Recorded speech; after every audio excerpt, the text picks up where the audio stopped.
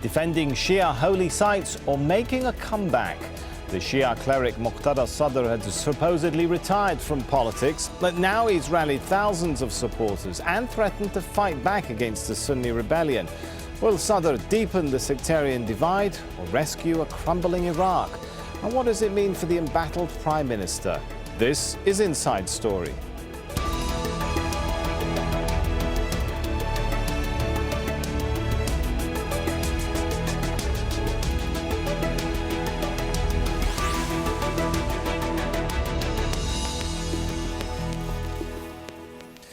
Hello and welcome to the show. I'm Sami Zaidan. Well, Sunni rebels are making territorial gains west of Baghdad and they've threatened an all-out assault on Iraq's capital. But standing in their way are Shia groups that have taken up arms and appear ready for a fight. Among them, men loyal to a powerful Shia cleric, Muqtada al-Sadr. His fighters put on a show of strength, you could say, in Baghdad's Sadr city on Saturday. They paraded with heavy weapons, rocket launchers and machine guns. Thousands turned out after Sadr called on them to defend Shia holy sites. So, who is Muqtada al-Sadr and where does he fit in the battle for Iraq? Well, he comes from a well-known family of clerics in Iraq. And following the fall of Saddam Hussein, Sadr became one of the country's most influential religious and political leaders. It's well known to the Americans. His private militia, known as the Mahdi Army, waged a battle against Western forces during their 8-year occupation of Iraq. And though he was once seen as an important backer of the Prime Minister, Noor al-Maliki, that relationship has now soured. Earlier this year, he shocked his supporters when he said he was withdrawing from politics. It was partly seen as a way of distancing himself from Maliki, whose rule he's described as corrupt and dictatorial. More recently, he's criticised Maliki for mishandling Iraq's current military crisis. Well, for more on this now, I'm joined by our three guests. From London, Sabah al-Mukhtar, president of the Arab Lawyers Association. He's been the legal representative for Kuwait and Iraq. From Beirut, Kamel al-Wazni, founder of the Center of American Strategic Studies in Beirut, a think tank that covers regional issues. And joining us from Tehran, Mohammed Marandi, professor at the University of Tehran. Good to have you with us. If I could start with Kamel in Beirut. So in February, Muqtada says he's withdrawing from politics. His Ahrar party then runs in elections in April, and now his Mahdi army is parading in Baghdad. What is his strategy here? Is he back in the game or not?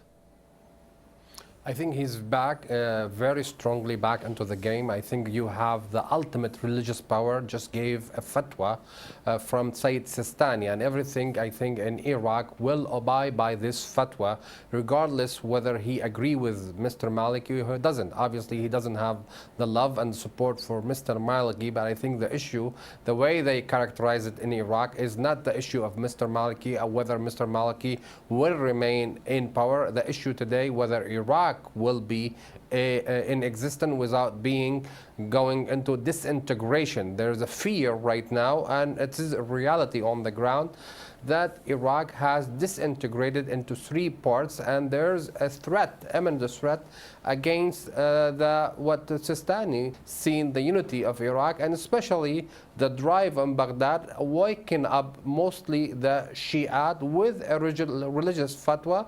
And I think this fatwa actually was well received by everybody in Iraq, and now it's not Muqtada al-Sadr with probably his tens of thousands of soldiers who marched yesterday. Probably there's millions actually in training right now to join the fight. Okay, but what does that mean in terms of Maliki's position? Will he close ranks with, or rather I should say, Muqtada al-Sadr's position? Is he likely to forget his differences and close ranks with al-Maliki, or add his voice and weight to those pushing for Maliki's departure? I think the issue of Maliki is not the big issue right now in Iraq, and I think the fate of Maliki is not the big issue of Iraq. Today, I think the order came from the religious order, the highest religious order, and today they're not looking whether Maliki in power. I think everybody among the groups that we have seen, those people who actually did actually split with Mr. Maliki, now they are united against defending Baghdad and the area from what they call Daesh and its supporters. So all right, I think the fight. fight takes precedence over divisions with al-Maliki, is what you're saying. Let me bring in Sabah al-Mukhtar. As you heard Kamal al-Wazni there saying that, you know, we've had this fatwa from the highest authority, religious authority in Iraq, and many people are behind it.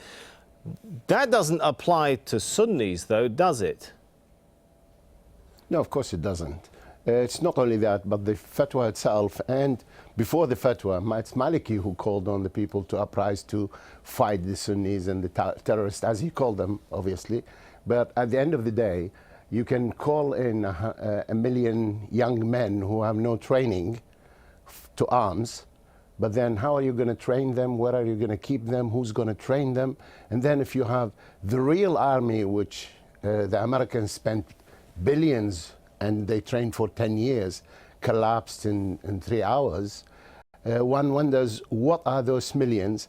And that reminds me of Imam Khomeini when he sent all the young men in Iran during the Iraq-Iran war to their fate.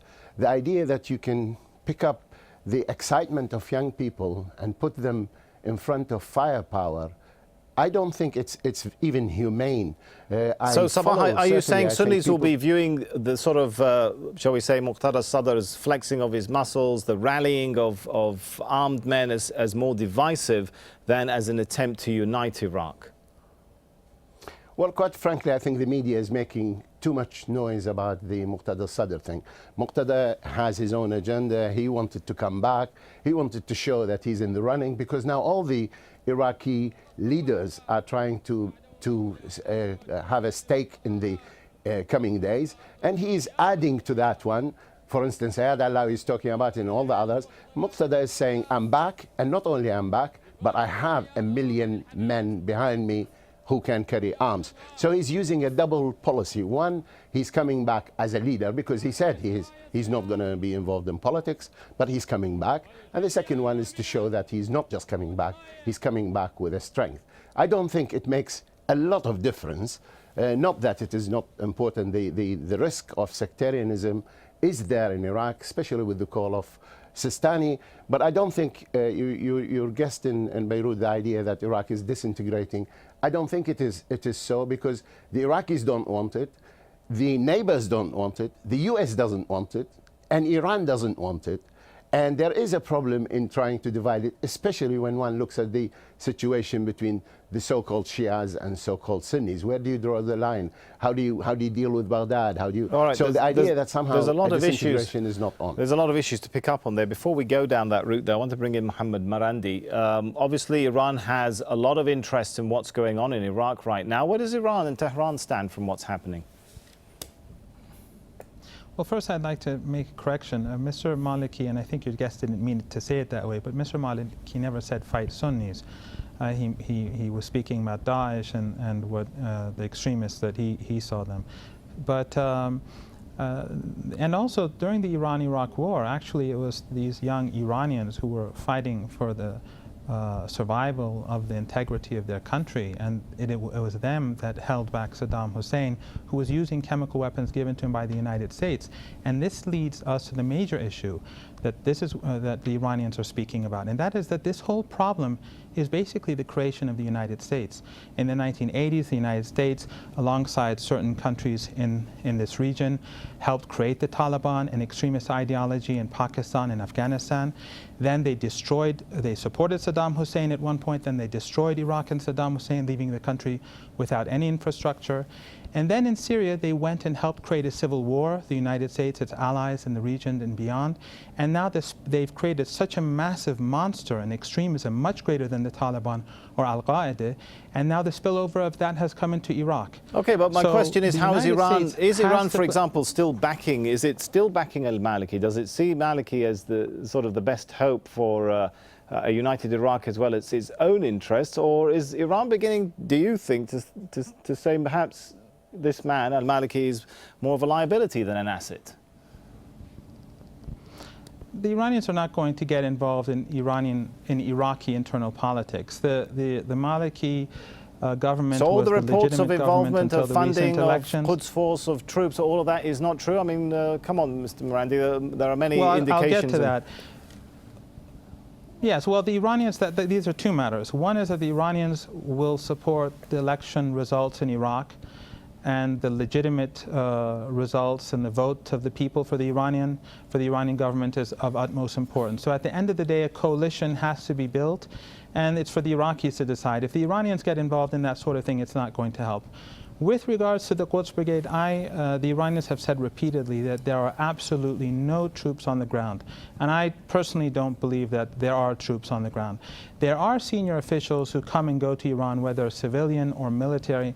That has happened before, it exists now, and it's normal among states. But troops from Iran fighting in Iraq is out of the question. Let's take the question perhaps to Kamil Wezni once again. Is there an alternative to al-Maliki? We're hearing indications from a Sistani that perhaps a change is needed, at least in direction, if not in person. We're hearing calls from Obama along similar lines. Is there an alternative to al-Maliki right now?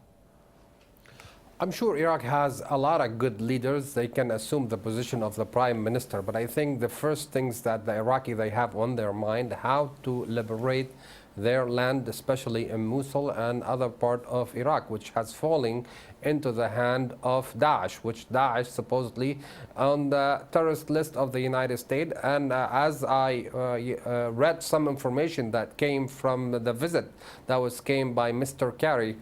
Sorry, Kamil, but that might be the way that some Iraqis see it. But when you say that's the predominant concern of Iraqis, that probably isn't the major concern of Sunni Iraqis, is it? They seem to be more interested in what they're calling how to liberate their areas from al-Maliki's dictatorship. Well, obviously, you have to look at that area. It actually was run by the Sunnis. The head of Mosul was a Sunni person, and most of the major political power in that region were Sunni. So obviously, they have a representation in the government, they have representation in the parliament, and they have the speaker of the parliament is a Sunni. So it's really to characterize the issue as Sunni, Shiite, Kurd. Probably it's not really the whole story about what's going on. Obviously, you have to probably be aware that for a very long time, the Sunni minority control Iraq. Today, probably they're not accepting the fact that demography has changed, and probably the majority in Iraq are Shiite. So, so the power, they can get more votes and more maybe elected officials in power. But you have to remember also the Kurd. And the way they looked at the issue and the way they went into Kirkuk and took Kirkuk, you see the disintegration that I talk about it at the beginning of your show. I think the issue, it's really very dangerous. And I think the message that was carried by Mr. Kerry today, they want to actually tell Arab country to dry up the money that is going to terrorist organization. Probably he has a message maybe for the Iraqi to find some government that can be accepted by everybody. I think the issue today is how to get rid of all these Daesh and the dangers that represent to Iraq and to the region. We have to remember Daesh is a terrorist organization. It serves a purpose. Since we're talking about organizations and armed organizations, let's remind ourselves here that Muqtada al-Sadr's Mahdi army is not the only group to have taken up arms in response to Sunni fighters. Thousands of Iraqis have volunteered to fight following a call by Iraq's leading Shia cleric, as we've been mentioning, Grand Ayatollah Ali Sistani. Well, this was the scene at an army camp in Baghdad on Sunday morning, where some Iraqis had come to volunteer. Many see it as a duty to fight following the call by Iraq's top religious and political leaders. But it's raised concerns too that arming Shia Iraqis could widen what is already seen as a very sectarian conflict. If I could bring Sabah al-Mukhtar back into the discussion here, do you think the rise of the Mahdi army, which was supposed to be, I mean, it was supposed to have been disbanded, wasn't it, in 2007 or 2008? And yet we can see in a matter of hours that they can be rallied in the thousands. Does this, to your mind, underscore the Sunni claims of sectarianism, that these organizations never were really disbanded, they just continued to exist under the guise of the Iraqi military and security forces? Well, there is always a presumption in the media that when you talk about Daesh, you assume as if it's a membership. It's a club where people sign and have a card and have an ID. The same thing applies to Mahdi Army. Same thing applies to all the other terrorist organizations. However, to try and say that what's happened in Mosul and Tikrit and Samarra and Ramadi, the half of Iraq, is all Daesh, is really, this is the Bush doctrine, where you accuse your enemy of being Qaeda, and that's it. So you go and attack everywhere. The idea that somehow this uprising and the collapse of this great big army at the hands of a terrorist organization is a little bit tall. The idea, what is happening is that all the people in these governorates, the 6 governorates, have had it enough. It's their people who have been killed, tortured, all their human rights were abused. So they rose up to arms, and they've got now some of the old army officers to lead them, and they are called the Military Council of Mosul, Military Council of Samarra, Military Council of each one of these towns. It is this army which is made up of the people of these areas who are rising up with some leaders from the previous army. There are, of course, so Sabah, what do they ultimately want? What do Sunnis want? Do they want to see their own state, a crumbling of Iraq, or they just want a bigger share of the pie? No. They want to be treated like the rest of the Iraqis. They want to have a government which runs the country properly. It doesn't steal the money. You don't have the corruption. You don't have the abuses. You don't have the human rights abuses. You don't mutilate everything in the country. This country, with all the money it has, it is worse than it was under the sanctions regime. Well, how do you respond to what people like Kamal would say, that right now the top priority for many is simply saving Iraq from, quote unquote, the terrorists, the extremists who are the real threat right now? This is what Maliki is saying. This is what the political readers are saying, because it meets. This is, if you demonize your enemy, you've got the case made. So everybody, because the West talks about ISIS and the US talks about it, so it's very easy to say those people are ISIS, therefore we will support them. Okay. Having said that, I can see Kamal the people of Iraq in this. Right, Kamal al-Wazni is angling to get in. Let me very briefly go ahead, Kamal. Daesh is all known to everybody. It's a terrorist organization. The site of Daesh everywhere. We see it in Mosul, we see it in Tikrit, in other area of Iraq. They're robbing and stealing the country. They're raping and pillage part of Iraq. It's not the Sunnah is actually are the target here. But I think Kamal, if I can quote Sabah here, if I could summarize what I think he's trying to say here, is that Daesh is just a small part, that the rebellion is not a Daesh rebellion. This is a wider, broader rebellion by Sunni organizations other than Daesh. Do you deny that? Well, Sunnis are unhappy in Iraq and they're rising up. No. I think what he said, that all Ba'athi are part of the battles that is going on, and they joined the battle that it was going on in Iraq. And some of Saddam Hussein army are part of this. But Daesh has an upper hand, an upper voice. All I'm saying, Daesh, the terrorist organization, are with the old Saddam army together. They're fighting the Iraqi army. All right, let me bring Sabah back in. Maybe actually remind viewers when we use this term Daesh, we are, okay, well, let me just remind viewers, Mohammed Marandi, that when we talk about this term Daesh, we are in fact referring to the Islamic State of Iraq and Levant, as it's called, or ISIL, just so we don't lose viewers in the translation. Go ahead, Mohammed Marandi. Well, first of all, I think it's very disturbing for us to reinforce the narrative of sectarianism. And this is something that's been going on in this part of the world for over 3 decades. And certain governments have been supporting a divide. In fact, I think that many people would agree that the overwhelming majority of Iraqis have not been sectarian, and that groups like the ISIL or Daesh are extremist takfiris who are basically thriving on hatred. And we have satellite TV channels in this part of the world that are being funded by wealthy people that spread sectarian material against Shias. And then you have a number of recently Shia channels in the West that are actually anti-Iran, but they're spreading anti-Sunni sectarian garbage. And many people are beginning to wonder what is behind this, and why is it that some people are so keen to bring about this hatred. The reality in Iraq is that Iraq is a country that's been destroyed, thanks to the United States. And the Iraqi people have to come together. The Ba'athists of the previous regime are an unacceptable force, whether they're Shia or Sunni or Christian or Kurdish. Daesh is an extremist organization that is a threat to the world, and it's thanks to the United States partially that organizations like Daesh have grown in Syria. Let me jump in here, Mohammed at the end of the day, the only solution... While you point out the US's failings there, it has been reported that there is coordination between the US and Iran in trying to come up with a new order in Iraq. How much coordination is there, and is there not in reality a sort of crisscrossing of interests between Tehran and Washington?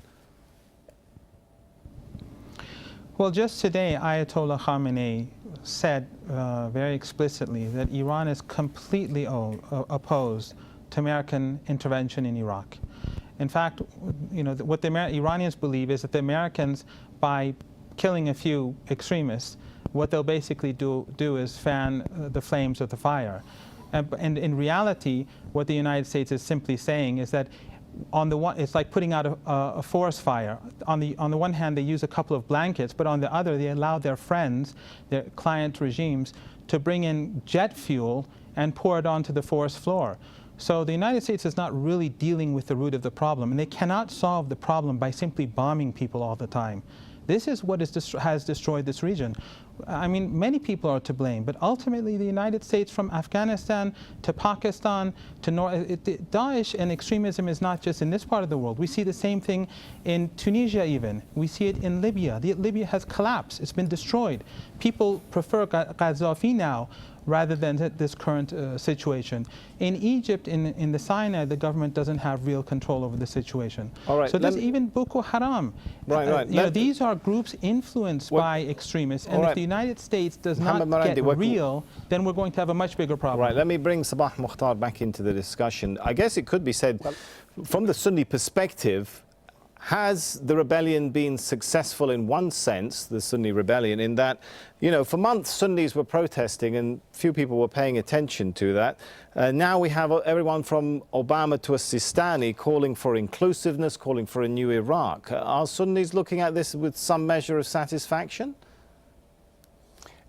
Absolutely. As far as they are concerned, at least in the cities and towns and the governorates that has been liberated, they think that at least this is the end of the torture which they have lived under it. This is number one. But I would like to go back to the President of Iran. President of Iran today, he said that he is against the American intervention, but he is not against the Iranian intervention when he called last week for Iran to go and protect the holy shrines, as if the holy shrines were not Iraqi holy shrines for the last 14 centuries. The Iranians have just become Shiites about 2 centuries. Now he wants to go and defend it from the Iraqis.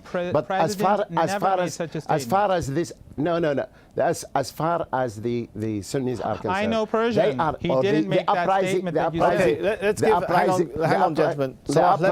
I'll give you a second in a moment, Sabah. Let Mohammed Marandi go ahead in just 15 seconds. What was the point you wanted to make? Look, the Iranian president never said that Iran is going to send troops into Iraq to protect the shrines. That's a twisting of the statement that he made. And the fact is that the Iranians have been opposed to sectarianism in Iraq. Okay, Mohammed, you've made your point. And if we look at what happened in Syria, the sectarianism that certain countries have created have led to what we have now in Iraq. Let's go back to Sabah al-Mukhtar. Perhaps you're misquoting the Iranian president, is the suggestion from Tehran. I am not misquoting him. I'm not misquoting him. This is what the Iranian official position is. They want to protect the holy shrines in Iraq just as much as Hezbollah went to protect the holy shrine in Damascus. This is part of the pretext. But anyway, the issue is that the people who have risen, the people, oh, come on, the people who have risen up are not Sunnis. They are people who are against the abuse that they have suffered under it for the last 10 years, with the acquiescence of all the Arab countries, all the European countries, the US, and including the United Nations. And it's been always backed for the last 10 years by the Islamic Republic of Iran. All right, well, I'm afraid there's probably a lot more still to discuss and argue over, but we're going to have to leave it there. Let's thank our guests very much, Mohammed Marandi from Tehran, Kamil Al-Wazni from Beirut, and Sabah Al-Mukhtar from London. And please do add your voice to the discussion. Leave us your comments at facebook.com/AJ Inside Story. Or why not tweet us? Go to @AJ Inside Story. I'm Sami Zaidan. Thanks for watching. For now, it's goodbye.